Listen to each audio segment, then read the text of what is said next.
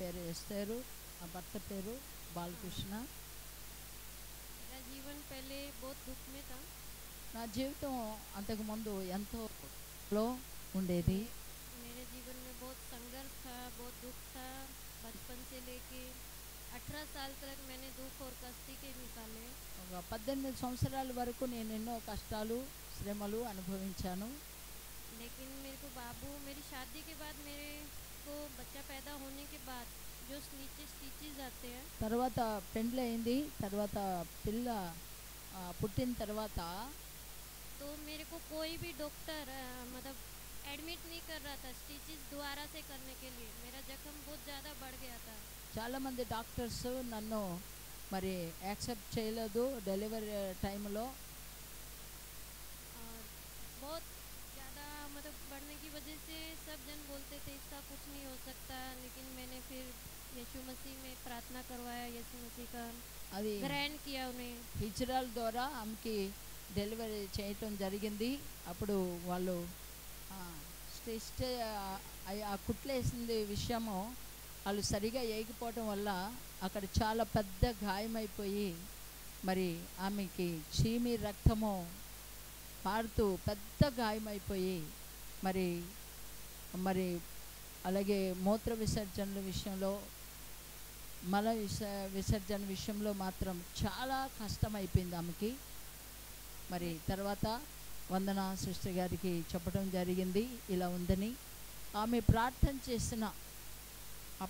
చేసిన మూడో రోజుకే మామూలుగా కనీసం డెలివరీ అయినట్టుగా కాకుండా ఒక కన్యక ఎలా ఉంటుందో ఆ రీతిగా పరిపూర్ణంగా ఆమెకి స్వస్థత రావడం జరిగింది.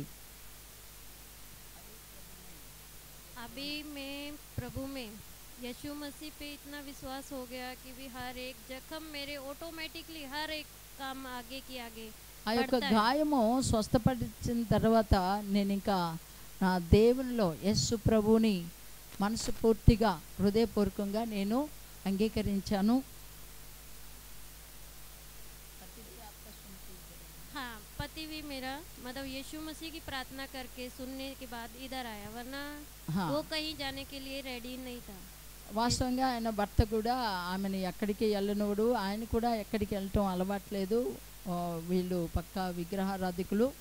అయితే దేవుడు ఈ కార్యం చేసినప్పుడు అక్కడ వందన గారి ద్వారా అలాగే ఆ సమస్య మనకి గెస్సెమనే తోటకి మరి చెప్పినప్పుడు మన పాస్టర్లు మన సంఘం అంతా కూడా ఉపవాసం ఉండి ప్రార్థన చేయటం ద్వారా దేవుడు ఆమెని స్వస్థపరిచి 3 దినాల్లోనే పరిపూర్ణంగా విడుదల చేసినప్పుడు తన భర్త కూడా ఆమె ద్వారా దేవుని యందు విశ్వాసం ఉంచడం జరిగింది.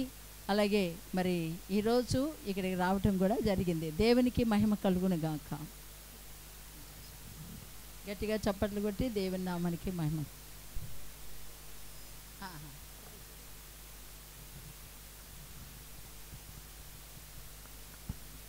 దేవునికి స్తోత్రం. అసలు ఎవరు చెప్పట్లేదు దేవునికి స్తోత్రం. కొంచెం గట్టిగా చెప్దాం దేవునికి స్తోత్రం. 2 చేతులు తీసుకొచ్చిన వారందరూ కూడా చూపించాలి దేవునికి స్తోత్రం. గట్టిగా చెప్పగలనన్న వాళ్ళందరూ కూడా చెప్పాలి దేవునికి స్తోత్రం. హల్లెలూయా హల్లెలూయా.